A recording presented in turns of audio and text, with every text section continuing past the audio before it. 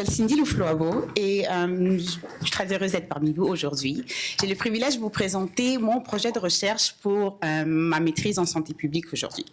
Et je vais vous présenter pratiquement mon protocole et un peu... je pense que puisque mon sujet est un sujet tabou, je passe une grande partie de ma présentation à un peu vous convaincre de la pertinence de mon projet de recherche. Donc, l'objectif de mon projet de recherche est de comprendre les facteurs de risque et de protection du suicide chez les communautés LGBTQ noires. D'abord, j'aimerais qu'on prenne le temps de comprendre que le suicide est un enjeu de santé publique très important et qui touche l'ensemble des communautés à travers le monde, à travers les cultures. Personne n'est à l'abri du suicide. L'OMS a étudié qu'environ chaque année, il y a 700 000 décès qui sont dus au suicide.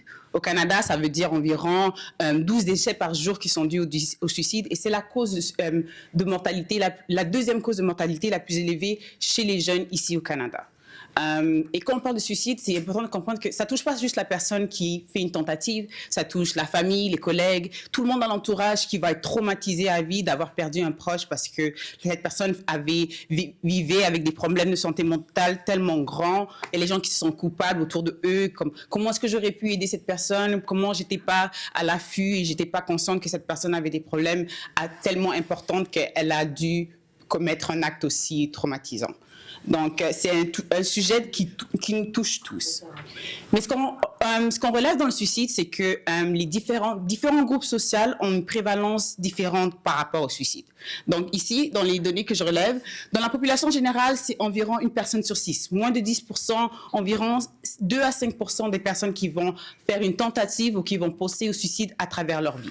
Dans la communauté juste LGB, ça veut dire les lesbiennes, gays et bisexuels, on relève un peu plus, autour de 15%. Et dans la communauté trans, c'est une personne trans sur 2 qui va avoir des pensées suicidaires ou qui va passer à l'acte pour commettre le suicide. En final, présentement, je suis presque à la fin de la collecte de mes données. Et qu'est-ce que je relève présentement? Donc, je suis à la fin de ma collecte de données, mais je suis en train d'analyser petit à petit. Et ce qui émerge énormément de mes résultats, c'est le rôle de la communauté noire dans le soutien des personnes qui sont queer, LGBTQ et qui sont à risque de suicide. Il y a énormément de participants qui disent, en étant une personne queer et noire, ils doivent souvent choisir entre 2 communautés. C'est-à-dire que quand ils font le pas de révéler leur identité, leur orientation sexuelle, ça crée un schisme entre la communauté auquel ils appartenaient auparavant. Parce que s'ils étaient chrétiens ou s'ils étaient musulmans, finalement, c'est difficile de continuer à côtoyer ces communautés-là, ou même il y a un rejet qui est vécu de leur propre communauté, qui fait en sorte que ils appartiennent à la communauté LGBTQ, mais ne se retrouvent pas à l'intérieur de ça parce qu'ils vivent du racisme à l'intérieur de ces communautés-là, mais ils ne peuvent plus complètement appartenir aux communautés noires parce qu'à l'intérieur de ces communautés-là, ils vont subir de l'homophobie, de la discrimination, de la stigmatisation.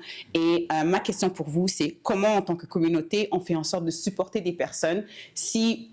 Aujourd'hui, c'est une journée sur la santé, puis je pense qu'on relève le fait que, comme il y a des discriminations que les personnes noires vivent dans le système de santé, mais qu'est-ce qu'il y en est de discriminations que nous, on fait subir aux gens qui appartiennent à notre communauté, mais on les discrimine également. Donc, voilà. Donc, on va recommencer avec notre journée. Ce matin, on était dans l'information. Donc, on a eu plusieurs présentations intéressantes. D'abord avec le groupe de recherche en santé qui nous a parlé de son projet sur les expériences de soins et la revue de la portée pour mieux savoir ce qui se fait dans le domaine. Et ensuite, on a eu 3 étudiantes qui nous ont présenté leurs recherches en cours donc dans des domaines divers et on a eu vraiment des présentations de grande qualité. Donc cet après-midi, on continue un petit peu d'abord avec la présentation de données de recherche, puis dans la deuxième partie de l'après-midi, on va être vraiment dans la co-construction. Alors, en ce qui concerne les recherches, on va pouvoir vous parler du portrait des jeunes des communautés noires du Québec, qui est un projet de l'Observatoire, je dirais même un des principaux projets de l'Observatoire, qui, je vais vous en parler davantage, mais donc aujourd'hui, on va avoir quelques données statistiques issues de ce projet qui vont vous être présentées. Alors, la présentation va se faire à 3. On va avoir d'abord Yann avec nous qui vient d'arriver. Donc, bonjour Yann. Et également Thierry et moi qui font partie de l'équipe projet qui vont aussi intervenir dans ce segment.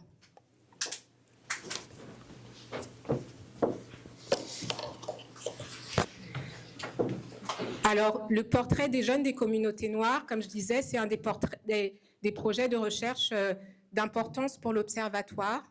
C'est un projet de recherche autour de la citoyenneté des jeunes noirs.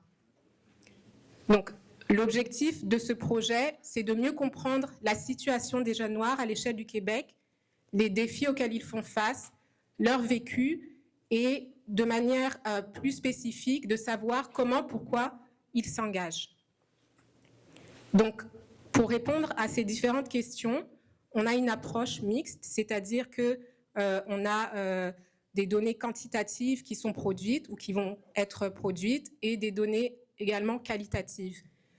Donc, pour ce qui est de l'aspect quantitatif et des statistiques, on s'appuie d'une part sur les enquêtes de Statistique Canada qui nous permettent d'analyser la situation des jeunes dans différents domaines.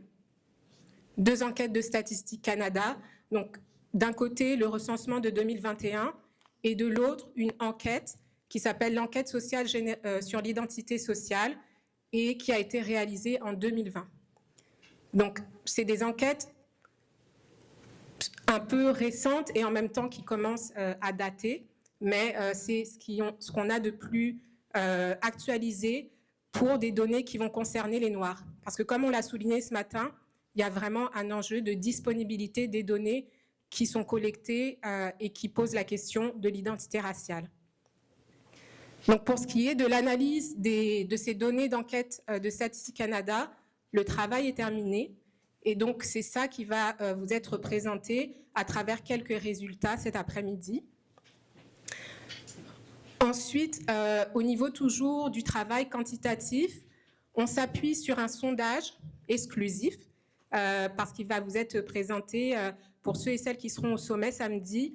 On va présenter les résultats plus en détail de ce sondage qui a été réalisé pour nous par la firme Léger. Et l'objectif de ce sondage, c'était de pouvoir aborder des thématiques, de pouvoir traiter des variables qui ne sont pas abordées au niveau des enquêtes de Statistique Canada. Et donc, pour identifier ces objets de recherche ou de documentation à privilégier, on s'est appuyé sur un travail de consultation des jeunes. Donc, on a organisé en 2023 des consultations jeunesse à l'automne 2023 qui nous ont permis justement de construire ce sondage, entre autres de construire ce sondage. Alors, comme je disais, les résultats détaillés de ce rapport vont être présentés samedi prochain. Donc, à nouveau, une étape qu'on a franchie pour le projet de portrait des jeunes des communautés noires. On fait aussi un travail d'analyse documentaire. Donc là, je passe au volet quantitatif du projet. On fait des analyses documentaires qui nous permettent de comprendre le contexte dans lequel les jeunes des communautés noires construisent leur citoyenneté ou leur identité citoyenne.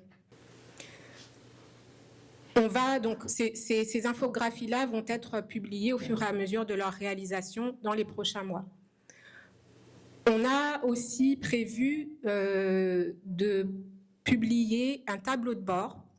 Donc ça, c'est un produit qui permet la visualisation des données et qui va intéresser peut-être davantage les personnes qui aiment jouer avec les chiffres. Donc l'idée, c'est de dire que les infographies, on vous donne des faits saillants. Donc on vous donne les chiffres que nous, on considère que vous devriez retenir qui sont d'intérêt. Mais ça ne couvre pas du tout l'ensemble et la quantité, la masse de données qu'on a pu compiler, que ce soit à travers les enquêtes sur les données secondaires ou que ce soit à travers notre sondage. On parle vraiment de beaucoup de données. Et donc, l'idée, c'est à travers un tableau de bord de donner accès à cette information pour que chacun, chacune puisse jouer avec les données et faire ses propres analyses. On a aussi prévu pour le projet la production d'une vidéo didactique. Donc, une fois qu'on aura les résultats, qu'on saura un petit peu les messages, les faits saillants, de pouvoir les présenter d'une façon plus dans un souci pédagogique, éventuellement pour que ces vidéos puissent être utilisées dans une approche de formation, dans les écoles et j'en passe.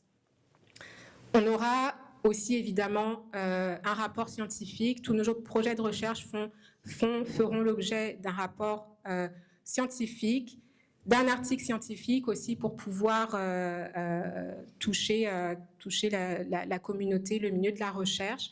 Et point de suspension, donc ça, je vous ai parlé plus des livrables, des publications, mais à côté de ça, pour partager toutes ces publications, on prévoit d'organiser des activités, que ce soit avec les organismes membres du sommet, avec des jeunes qui sont mobilisés par ces organismes pour, le plus que possible, diffuser les connaissances qui seront issues de ce projet pour, encore une fois, comme on a dit, améliorer les interventions auprès de notre jeunesse afro-québécoise.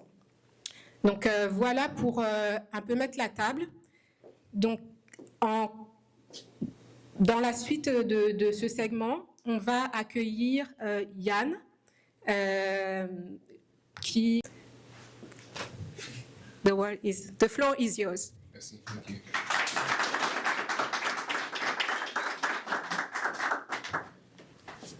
Hello, can everybody hear me? Yes. Okay, perfect, thank you. So yeah, firstly, it's an honor to be here to speak in front of everybody. I believe that this data here is very important because it's a snapshot not into just where the youth is, but also it can start a conversation about how to make a better future for our children and the people who we live with within our communities.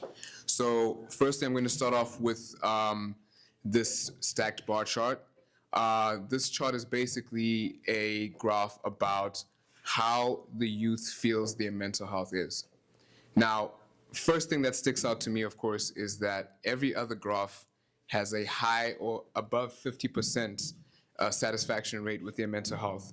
But when you look at the Black community, we have a rate of 38.9%, and we also have the highest dissatisfaction rate, which is 24%. Now, why is this important? Well, this shows that it shows that we have a 34%, we have 73% higher dissatisfaction rate than white communities and a 34% higher rate than other visible minorities. Also, we feel that, next chart. Okay. Oh, it's okay. Okay. The second chart is a pie chart on mental health within the Black youth. This shows a whopping 80.9% of women who feel that their mental health is not in a stable place, whereas men feel that 19.1% of men feel that their mental health is not in a stable place. Now, if we take this graph by face value, it looks like men are living a great life. But in my personal opinion, I believe that the reason why this graph is so lopsided is because of a cultural issue. I believe that within the Black community, men struggle to speak about their mental health because maybe it's seen as weak, it might be seen as unmanly. Speaking about feelings is not really something that's accepted. So this is what the result of that is that men do not see mental health as an important thing. Next slide, please. This is a stacked bar chart showing how satisfied the youth are with their life. Once again, we see a huge difference between the Black community and the white community and other minorities. As you can see, we have a 55% dissatisfaction rate, which is 2.3 times the amount of the white community. and 1.8 times the amount of other visible minorities. If I was to add a personal opinion to that, that could be a lack of access to resources. It could be a lack of access to community centers, whatever it may be, that helps us deal with mental health problems or just day-to-day issues. Next slide, please. Now, I love this graph. I love this pie chart because this pie chart is a more realistic explanation of what happened in the previous pie chart, which was honestly a huge difference. So if you look here, we have 53% of men who feel that their life is not in a satisfactory place compared to a 47% of women, which is a huge difference from the last graph that we saw, which mentioned that 80% of women didn't feel that mental health was in a good place. The reason why I like this graph is because it tells the truth about what's really happening. Men aren't okay. And I think the only reason why this is the case is because maybe when you ask a man how life is going, we're more comfortable saying, oh, life is not going so good. But if you ask, hey, how's your mental health? I think we're less inclined to answer. So to me, this is a more realistic explanation or snapshot of where we are as men in terms of mental health. Next graph, please. This final graph is one that speaks about learning disabilities. Now, a learning disability is a blanket term for essentially anything that becomes a barrier to learning. So whether that may be mental health issues or difficulties learning.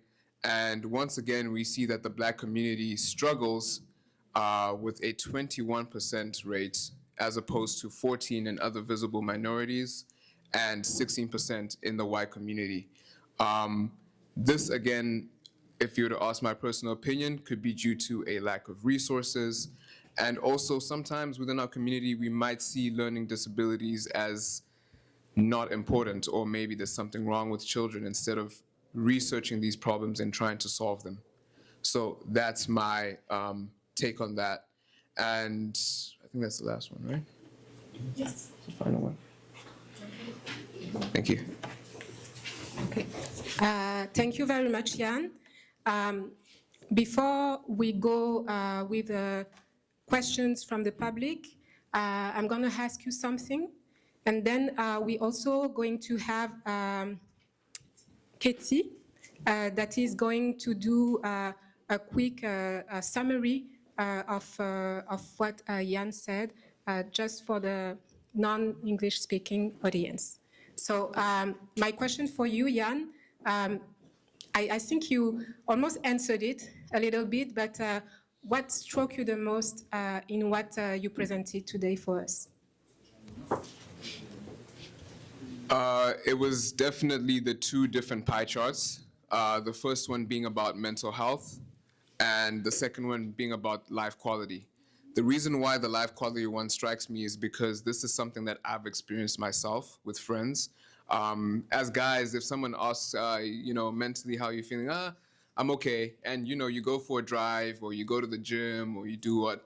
Whereas I think for women, they have some sort of community that allows to support them. So if someone has a bad day, you can call someone, you can talk to them.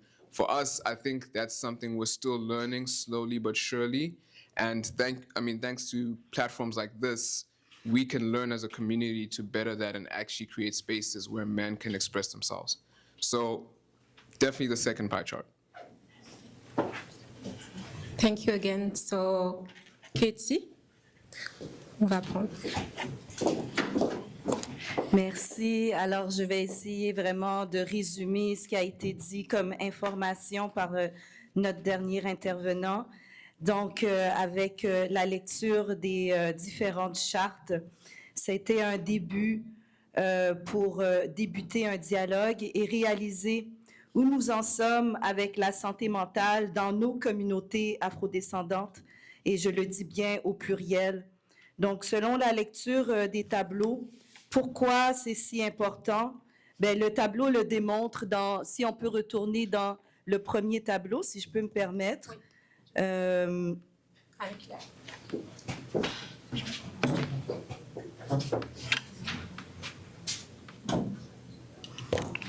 Donc, dans ce tableau, notre intervenant démontre que 80,9% des femmes afrodescendantes versus 19,1% des hommes afrodescendants démontrent une santé mentale stable ou déficiente. Et les hommes ne sont pas mieux si on regarde le deuxième tableau, parce que dans le deuxième tableau, on voit juste en changeant la question si la satisfaction de leur vie semble meilleure. Donc, le résultat démontre des différences qu'on peut traduire par soit la culture ou le fait que les hommes consultent beaucoup moins que la gente féminine. Dans le troisième tableau, où on s'intéresse plus aux jeunes de la tranche 15-34 ans, le tableau peut se lire par un manque d'accès aux ressources déjà existantes en termes de solutions auprès de la santé mentale. Avec une autre charte, dont celle-ci, 47% des femmes versus 53% des hommes, toujours auprès des jeunes 15-34 ans de nos communautés afrodescendantes. Quand on pose la question sur la satisfaction de leur vie, c'est vraiment une question qui semble beaucoup plus facile à répondre. Donc, c'est là qu'on voit vraiment une différence par rapport à la charte précédente. Finalement, les indicateurs de capacité d'apprentissage des jeunes marquent qu'il y a un manque soit de ressources auprès de nos communautés afrodescendantes et peut-être aussi le fait que le résultat de cette charte montre qu'il y a des comportements qui sont trop normalisés dans nos communautés. Donc, le constat, la charte sur la santé mentale versus la charte sur la qualité de vie montrent des résultats qui parlent beaucoup. Et on encourage la gente masculine à soit créer des espaces de dialogue ou trouver des mécanismes pour pouvoir verbaliser les malaises ressentis. Voici, c'était une traduction, un résumé de ce qui a été partagé. Merci. Bonjour à tout le monde. Moi, c'est Judéon Young, agent de recherche à l'Observatoire. Donc, on va plus ou moins présenter le déroulé de l'activité des ateliers de co-construction. Je pense que les présentations qui ont été faites durant la journée, surtout l'importante présentation du groupe de recherche en santé, nous a montré en fait qu'il y a des enjeux qui actuellement ne sont pas assez documentés. Et donc, l'objectif maintenant, c'est de se mettre ensemble et que chacune des personnes ici présentes ait la capacité de pouvoir poser un enjeu sur la table et qu'ensuite, on essaie de voir comment est-ce qu'on pourrait éventuellement documenter cet enjeu-là dans les années à venir. 1 minute, mais peut-être avant de terminer, et je vais encore une fois m'inspirer de l'expérience du groupe de recherche en santé et services sociaux en journée. Ils nous ont clairement montré qu'un des éléments forts de construction des idées, quand on se met ensemble et qu'on a des profils différents, c'est notamment l'écoute active, c'est les compromis. Parce que l'idée à la fin, c'est que si on se dit que chacune des personnes va pouvoir, même si on priorise, ce qui va se passer, c'est que tous les enjeux seront posés sur une feuille blanche et on aura ces informations-là. Donc, même si on priorise, ça ne veut pas dire que si mon idée n'est pas particulièrement mise en avant, elle est perdue. Rien ne se perdra dans l'activité. Donc, on souhaite vraiment que les travaux, qu'il y ait de l'écoute active, qu'il y ait des compromis et qu'on essaie également de voir comment on peut faire en sorte que tout le monde puisse véritablement contribuer. Est-ce qu'il y a des questions? S'il n'y a pas de questions, c'est que tout est bon. Donc, je pense que maintenant, on peut juste s'organiser. Et donc, groupe 1 et groupe 2.